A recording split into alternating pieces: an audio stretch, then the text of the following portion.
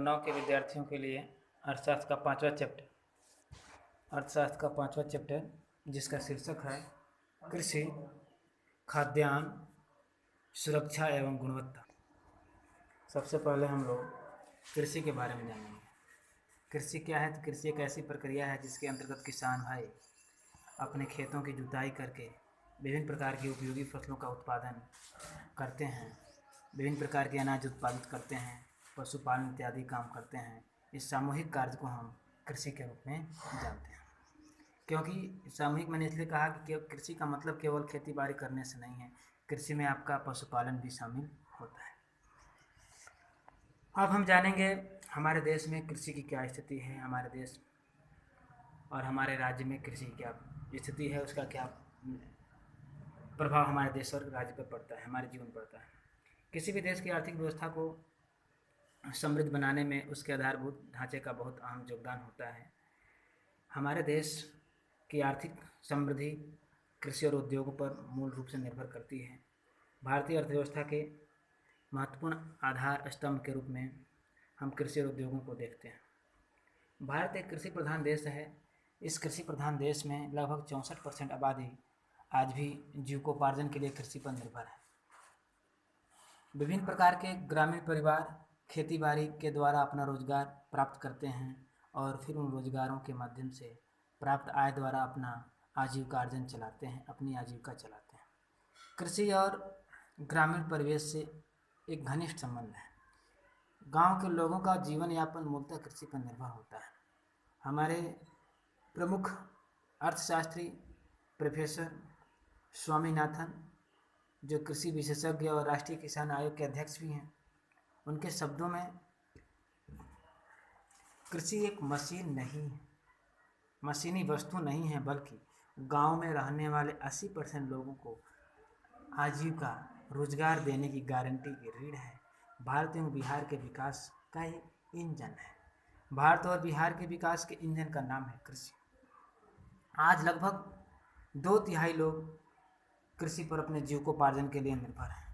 भारत के ग्रामीण समाज के 80% लोगों को रोजगार देने का साधन है कृषि। हम कृषि को भारत में श्रमिकों के लिए रोजगार तथा विदेशी मुद्रा के प्राप्ति का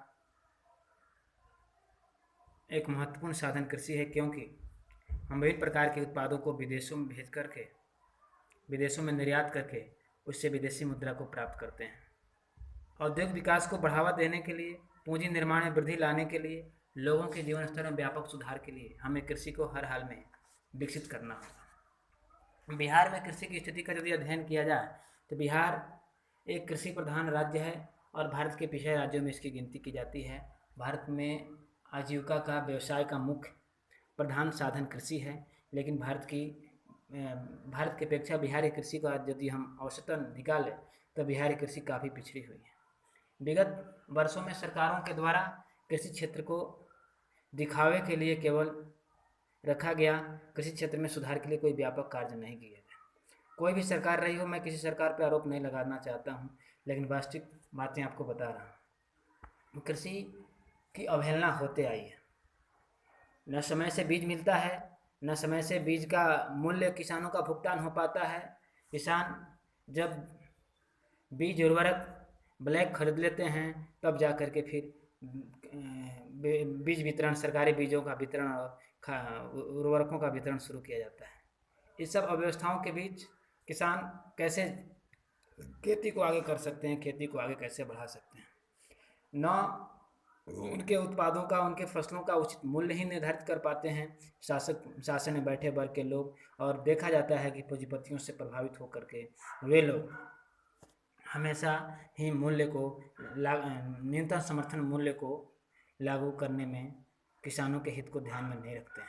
विगत 5-6 वर्षों का अध्ययन किया जाए तो 5-6 वर्ष में जिस प्रकार से महंगाई बढ़ी है, डीजल पेट्रोल के दाम बढ़े हैं, खाद उर्वरक के दाम बढ़े हैं, उस प्रकार से बिहार में गन्ने के मूल्य में कोई वृद्धि नहीं की गई है। यह बेहद ही चिंता का विषय है। सरकारें इस पर विशेष ध्यान दें, नहीं तो किसान जब खेती करना बंद कर देगा तो सारी अफसरशाही और सारी नेतागिरी समाप्त हो जाएगी। शासन में बैठे वो लोग कान खोलकर इस बात को सुनें। अन्नदाताओं का बहिष्कार, अन्नदाताओं का तिरस्कार, अन्नदाताओं की पीड़ा को समझे, अन्नदाताओं का तिरस्कार न करें। अन्नदाता हैं तब जा कर के आपकी कुर्सी है। कुर्सी बैठे हैं आप, जो आपको वेतन मिल रहा है, वेतन का रुपया खा करके आप जीवित नहीं रह सकते हो, कहीं ना कहीं आपको अन्न ही खाना पड़ेगा। जब किसान हार थक करके खेती बाड़ी करना बंद कर देगा तो फिर आप रुपया के बल पे जीवित नहीं रह सकते। इस बात को सोचना होगा। इसलिए किसानों की पीड़ा को आप समझो, किसानों के लागत के अंतर को ध्यान में रखते हुए उनके उत्पादों के मूल्य का निर्धारण होना चाहिए, जो कि यह देखने को मिल रहा है कि ऐसा आज तक नहीं हो पाया है। बिहार में देखा जाए तो खास करके बिहार में अन्य राज्यों की अपेक्षा आज भी गन्ने का मूल्य काफ़ी कम है। इसके अलावा मैं विभिन्न खाद्यान्न फसलों की चर्चा करूं तो बिहार में आज उत्पादों को बेचने के लिए कोई खास व्यवस्था नहीं की गई है और अन्न कौड़ी के दामों में किसानों को अपनी उपज को बेचना पड़ता है, उन्हें सही मूल्य भी नहीं मिल पाता है। आज तक जो भी सरकारें रहीं आज़ादी के बाद, इन चीज़ों पर, इन पहलुओं पर ध्यान नहीं दिया गया, या तो ध्यान दिया गया तो कागज़ तक ही सारी योजनाएं और व्यवस्थाएं सीमित रह पाईं, जिसके कारण आज भी किसान काफ़ी परेशान है और हमारा बिहार पिछड़ा हुआ राज्य है। यहाँ के लोगों के आजीविका, आय एवं बेरोजगार का सबसे प्रमुख आधार है कृषि, और कृषि की उपेक्षा कहीं से भी लाजमी, कहीं से भी जायज़ नहीं है, कहीं से भी बिहार का हित इसमें निहित नहीं है। आप लोग इस बात को महसूस करें और आने वाले समय में अपनी सरकारों से इस बात का अध्ययन करके सरकारों से इस बात को पूछें कि भाई हमारे बिहार में किसानों की अपेक्षा क्यों हो रही है, किसानों की अपेक्षा क्यों हो रही है, किसानों के दर्द को क्यों महसूस नहीं किया जा रहा है। यदि किसान खाद्यान्न की आपूर्ति बंद कर देंगे तो फिर क्या होगा। मैं राजनीतिक दृष्टिकोण से इन सारी बातों को नहीं कह रहा हूँ, एक किसान के नाते आपको सारी बातें से अवगत करा रहा हूँ। आपका भी ये जन्म कहीं ना कहीं किसान परिवार में हुआ है। अब प्रश्न ये बनता है कि भाई हम थोड़ा पाठ की तरफ आपका ध्यान आकर्षित करना चाहेंगे।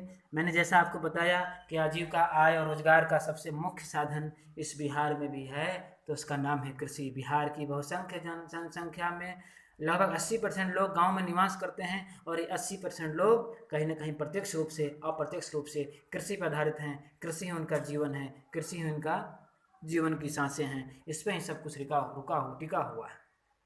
आज विभिन्न प्रकार के ग्रामीण जनसंख्या के अंतर्गत हम देखते हैं कि राज्य सरकारों के द्वारा या केंद्र सरकारों के द्वारा फसलों का बंटवारा किया गया है। नकदी फसल है तो फिर आपको खाद्यान्न फसल है। इन सब फसलों का सही मूल्य निर्धारित होना चाहिए। कृषि क्षेत्र के साथ भेदभाव नहीं किया जाना चाहिए, राजनीति नहीं होनी चाहिए, तब जा कर के हम कृषि को आगे बढ़ा सकते हैं। सही से समय पर खाद मिलना चाहिए, उचित मूल्य पर गुणवत्तापूर्ण बीज उपलब्ध होने चाहिए, सिंचाई का समुचित प्रबंध होना चाहिए, आवश्यकता पड़ने पर किसानों को सही सहयोग राशि भी प्राप्त होनी चाहिए। सबसे बड़ी बात यह है कि उनके उत्पादों का जो खून पसीने लगा करके वे लोग 5 महीने, 6 महीने, साल भर पौधों का पालन पोषण करके जो अनाज उत्पादित करते हैं, जो उत्पाद प्राप्त करते हैं, उन उत्पादों का सही मूल्य मिलना चाहिए। और ऐसी व्यवस्था होनी चाहिए बिहार में कि उत्पादों को गांव में ही, उनके खेतों से ही खरीदा जा सके। जब तक कृषि का विकास नहीं होगा, कृषि के उत्पादन स्तर में वृद्धि नहीं होगी, किसानों की आमदनी नहीं बढ़ेगी, राज्य का विकास नहीं हो सकता है। राज्य की प्रति व्यक्ति आय नहीं बढ़ सकती है, राज्य की आय नहीं बढ़ सकती है और व्यक्ति की प्रति व्यक्ति आय नहीं बढ़ सकती है।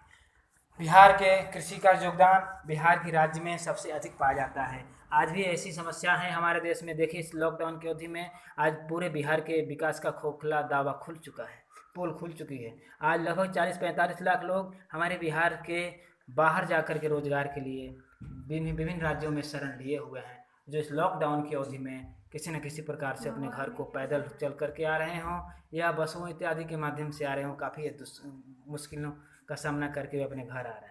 कहीं न कहीं 15 वर्ष नहीं कहना, विगत 70 वर्षों में अगर एक फैक्ट्रियाँ प्रत्येक वर्ष लगाई गई होती हमारे राज्य में तो 70 फैक्ट्रियाँ आज तक स्थापित हो जाती, और 70 फैक्ट्रियों से हम जो कृषि पर बोझ है, के कारण लोगों को दूसरे राज्यों में जाना पड़ता है। कृषि क्षेत्र में जो छिपी हुई बेरोजगारी पाई जाती है, उसके कारण लोग अपने जीविकोपार्जन के लिए रोजगार की तलाश में विभिन्न राज्यों में जाते हैं और वहाँ रहते हैं। शायद ही श्रम शक्ति का उपयोग हमारे राज्य में होता और हमारे राज्य का विकास होता और कृषि पर हमारा जो निर्भरता है, उस पर जो बोझ है, उस पर कम हो पाता। लेकिन 70 वर्षों में इस पर कोई विशेष ध्यान नहीं दिया गया। इसलिए आज सरकारें दावा करती हैं कि हमारे यहाँ बहुत रोजगार है, बहुत रोजगार के अवसर। कहाँ है आपके रोजगार के अवसर? क्यों हमारे जगह रोजगार के अवसर है तो क्यों 40 लाख लोग हमारे बिहार से बाहर जा करके दूसरे राज्यों में श्रम कर रहे हैं? ये सोचने का विषय है। अब मैं आपको कृषि के महत्व की चर्चा करूं। कृषि ही अब वर्तमान समय में, चूंकि आप जानते हो जब 15 नवंबर 2000 ईस्वी को हमारे बिहार का बंटवारा किया गया, झारखंड अलग हुआ, हम संपदा विहीन हो गए, हम प्राकृतिक संसाधन से विहीन हो गए, वंचित हो गए। क्योंकि जो भी प्राकृतिक संसाधन थे, खनिज उर्वरक थे, जो भी खनिज थे, पत्थर थे, कोयला इत्यादि की खानें थीं, वे सब झारखंड के हाथों चली गई, झारखंड के हाथों लग गई। उसका विशुद्ध रूप से हमारा जीविकोपार्जन कृषि पर निर्भर हो गया और उद्योग हम स्थापित नहीं कर पाए। कृषि पर ही हम सब लोग निर्भर हैं अपनी जीविका को चलाने के लिए। उस कृषि की भी उपेक्षा की जा रही है। इसलिए आवश्यकता यह है कि जल्द से जल्द कृषि का विस्तार हो, कृषि वस्तुओं की खरीद बिक्री का विस्तार हो, क्षेत्रों का विकास हो, ऐसे अवसर प्रदान किए जाएं ताकि हर जगह खाद्यान्न की समुचित मूल्य पर खरीद बिक्री की जा सके और निर्मित वस्तुओं को बाजार उपलब्ध कराया जाए। कृषि जनित उद्योगों को भारत में, बिहार में खासकर बढ़ावा देने की ज़रूरत है ताकि कृषि जनित उद्योगों की स्थापना से ग्रामीण परिवेश में रहने वाले लोगों को अपने गांव के आसपास ही रोजगार मिल सके और वे रोजगार को प्राप्त करके कृषि और अपने राज्य के विकास में अपना अहम योगदान दे सकें। अपनी श्रम शक्ति का उपयोग अपने राज्य के लिए करें, न कि दूसरे राज्य के लिए करें। अब हम जानेंगे बिहार के कृषि के पिछड़ेपन के प्रमुख कारण कौन कौन से हैं। आप पहले से इन चीज़ों का अध्ययन करते आ रहे हैं कि हमारे बिहार की कृषि के पिछड़ेपन के कौन कौन से प्रमुख कारण हैं।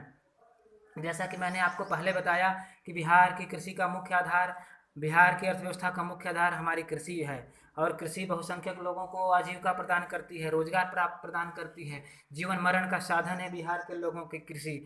और उस कृषि की स्थिति भी ठीक नहीं है, जो चिंता का विषय है। 70 वर्षों से जिन लोगों ने भी शासन किया है, सबकी भाग्य जिम्मेवारी बनती है, कोई अपनी जिम्मेवारी से अपने को वंचित नहीं कर सकता है। वर्तमान में जो सरकार 15 वर्षों से हमारे यहाँ शासन कर रही है, उसकी भी सबसे बड़ी जिम्मेवारी है। बहुत विकास के दावे आपके द्वारा किए जाता है। कृषि क्षेत्र के लिए आपने क्या किया है, आपको बताना होगा। कृषि के विकास के लिए आपने क्या किया है, आपने यही किया है कि 15 वर्षों में आज तक कृषि के उत्पाद का सही मूल्य आप निर्धारित नहीं कर पाए हैं। गन्ना किसानों के आप दर्द नहीं समझ पाए हैं। आपकी ये सबसे बड़ी उपलब्धि रही है, आपको सोचना होगा। मैं राजनीतिक चर्चा नहीं करना चाहता। अब मैं सीधे आपको बिहार के कृषि के पिछड़ेपन के कारणों की चर्चा बताऊं तो सबसे बड़ा कारण यह है कि बिहार की कृषि कह सकते हो कि जनसंख्या की अधिक जनसंख्या होने के कारण जनसंख्या का दबाव कृषि क्षेत्र पर बढ़ता जा रहा है। उन्नत बीज खाद इत्यादि का अभाव, सिंचाई की व्यवस्था का अभाव, पूंजी का अभाव, आधुनिक तकनीक का अभाव और शिक्षा के कारण, शिक्षा भी इसमें मूल कारण है, सरकारी सहयोग का अभाव, इन सब के कारण हमारी कृषि काफ़ी पिछड़ी हुई है। बाढ़ नियंत्रण की व्यवस्था न हो पाना, आज देखते हो जैसे ही ज़्यादा बारिश हो तो बरसात के दिनों में बाढ़ आ जाता है, तटबंधें टूट जाती हैं और गांव के गांव बह जाते हैं, पशु मवेशी और पूरी फसलें बर्बाद हो जाती हैं। किसानों का किया कराया सब बेकार हो जाता है, उनकी घर से भी पूंजी उसमें डूब जाती है। इन चीज़ों को दुरुस्त करना होगा, जल प्रबंधन को बेहतर बनाना होगा। अब मैं सीधे आपको चर्चा करूं कि भाई बिहार के पिछड़ेपन को, कृषि के पिछड़ेपन को कैसे कर सकते हैं। तो सबसे पहला कार्य यह है कि सरकार को इस पर विशेष ध्यान देना होगा।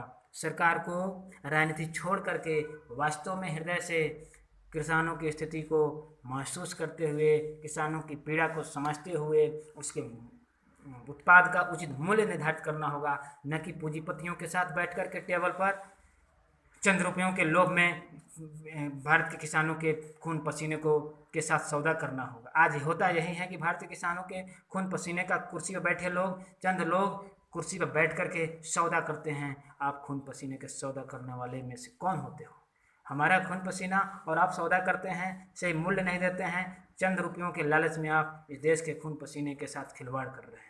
ये ठीक नहीं है। दूसरी बड़ी बात, कृषि उत्पाद को सही मूल्य के साथ आपको कृषि स्तर में सुधार के लिए वैज्ञानिक पद्धति को बढ़ावा देना होगा, किसानों तक व्यवस्थाओं को पहुंचाना होगा, आपको उन्नत खाद बीज समय से उपलब्ध कराने होंगे। आज होता क्या है, प्राइवेट कंपनियों के से लोग क्या करते हैं, सौदा कर लेते हैं और प्राइवेट कंपनियां कुछ पैसा दे देती हैं जिससे सरकारी खाद बीज समय पे नहीं आता है, ताकि आसानी से प्राइवेट कंपनियों का व्यापार चलता रहे, फलता फूलता रहे और व्यापारिक कंपनियां जब बीज बेच लेती हैं तो फिर सरकारी बीज आता है, या तो गोदामों तक रह जाता है या विभिन्न कृषि पदाधिकारियों पर दबाव बनाया जाता है कि आप किसानों के बीज किसी तरह से किसानों को घर लगाओ। किसान ला करके दबाव में ला कर कभी कभी होता है कि अपने घर पे ही रख देता है, उसका उपयोग नहीं, क्योंकि समय के बाद उसका उपयोग कैसे किया जा सकता है। आज भी देखिए यही स्थिति है, सब धान के बीज गिराए जा रहे हैं लेकिन आज तक धान के बीज का वितरण शुरू नहीं हो पाया। ये बेहद चिंता का विषय है।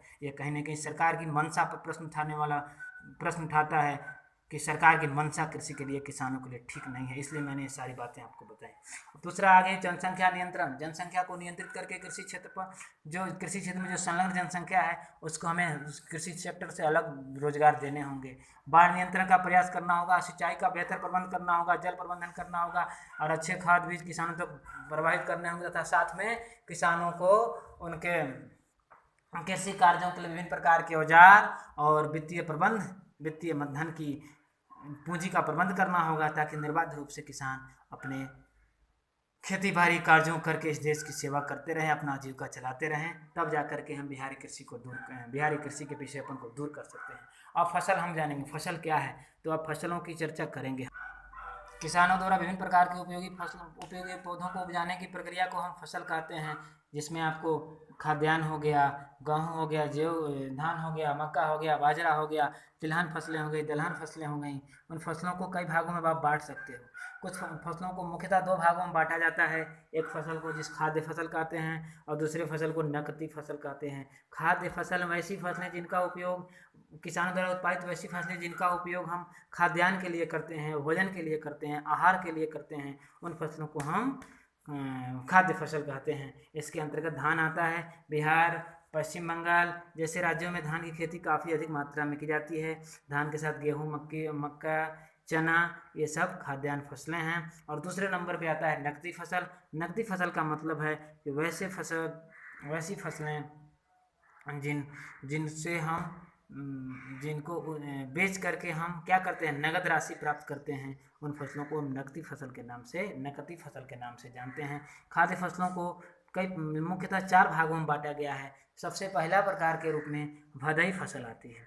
भदई फसल जो खास करके मई जून के महीने में बोई जाने वाली फसल है और भादों के महीने तक, खास करके अगस्त सितंबर में जिन फसलों की कटाई होती है उन फसलों को हम भदई फसल के नाम से जानते हैं। भदई फसल मानसून आधारित होती है। मानसूनी वर्षा समय से होने पर इसकी उपज अच्छी होती है, अन्यथा इसकी उपज नहीं हो पाती है। इसमें आपको धान हो गया, मक्का हो गया, जूट हो गया। आजकल भदई धान की बुआई हो रही है और समय शुरू हो गया है। अब हम खरीफ फसल के बारे में जानेंगे। खरीफ फसल को हम शीतकालीन फसल के नाम से या आगामी फसल के नाम से जानते हैं, जबकि भदई फसल का नाम क्या है, शरदकालीन फसल। अब हम खरीफ फसल, आगामी फसल या शीतकालीन फसल के बारे में जानेंगे। वैसी फसलें जिनकी बुआई अक्टूबर नवंबर के महीने में की जाती है, उन फसलों को हम शीतकालीन फसल के रूप में या वैसी फसलें जिनकी बुआई शीतकाल में, जिनकी कटाई शीतकाल में की जाती है, उनको हम शीतकालीन फसल कहते हैं। अर्थात जिनकी जो फसलें नवंबर दिसंबर तक तैयार होती हैं उनको हम शीतकालीन फसल के रूप में जानते हैं। खरीफ फसल के बाद अब चर्चा आती है रबी फसल की। रबी फसल जो बसंतकालीन फसल है। बसंतकालीन फसल में आपको जितनी तिलहन फसलें हैं, गेहूँ है, ये सब बसंतकालीन फसल के रूप में आता है। जबकि खरीफ फसल के रूप में हम धान की खेती भी करते हैं। कुछ धान जो देरी से कटने वाले धान तैयार होने वाले धान हैं, उनको खरीफ फसल आगामी धान के रूप में हम उत्पादित करते हैं। बिहार में खास करके इसका प्रचलन है। अब बसंतकालीन फसल जिसको रबी फसल कहते हैं, इसमें जितना भी आपको तिलहन हो गया, दलहन हो गया, ये सब बसंतकालीन फसल है, जिनकी बुआई हम शीतकाल में अक्टूबर नवंबर में करते हैं। और बसंत काल में जो फसलें तैयार होती हैं मार्च के महीने में, उन फसलों को हम रबी की फसल के नाम से जानते हैं। उसके बाद चर्चा आती है गर्मा की फसल की, ग्रीष्मकालीन फसल की। ग्रीष्मकालीन फसल वैसी फसल है जिसकी बुआई गर्मी के महीने में की जाती है, जिसमें आपका धान आता है, मक्का आता है और विभिन्न प्रकार के साग सब्जियों की चर्चा की जाती है। और फिर अगले वीडियो में हम लोग खाद्यान्न के स्रोत, खाद्यान्न की गुणवत्ता इत्यादि का अध्ययन करेंगे। और फिर खाद्य सुरक्षा क्या है, खाद्य सुरक्षा के लिए क्या क्या सरकारी और गैर सरकारी योगदान होने चाहिए। मुझे आशा और विश्वास है कि आप लोगों को यह चैप्टर बहुत अच्छा समझ में आया होगा और आप लोग इस चैप्टर को पढ़ेंगे, समझेंगे, इस लॉकडाउन की अवधि में भी अपना पठन पाठन सुचारू रूप से जारी रखेंगे और मेरे वीडियो को लाइक करेंगे, कमेंट करेंगे, इसको अपने दोस्तों तक अधिक से अधिक शेयर करेंगे ताकि हर विद्यार्थी इस वीडियो को से पढ़ लिख करके अपने ज्ञान को बढ़ा सके। बहुत बहुत आप लोगों को धन्यवाद। आप लोग मेरी बातों पर ध्यान रखेंगे, इसको शेयर ज़रूर करेंगे, लाइक करेंगे, मेरे चैनल को सब्सक्राइब करेंगे और कमेंट करके बताएंगे। फिर जो टॉपिक आपको समझ में न आया होगा या अस्पष्ट होगा उस टॉपिक को फिर मेरे द्वारा पढ़ाया जाएगा। मेरा यह निरंतर प्रयास है कि 9, 10 और इंटर के विद्यार्थियों को विभिन्न विषयों से संबंधित वीडियो उपलब्ध कराए जाते रहें। उसके लिए मैं हमेशा प्रयासरत रहा हूँ, आगे प्रयासरत रहूँगा। बहुत बहुत धन्यवाद।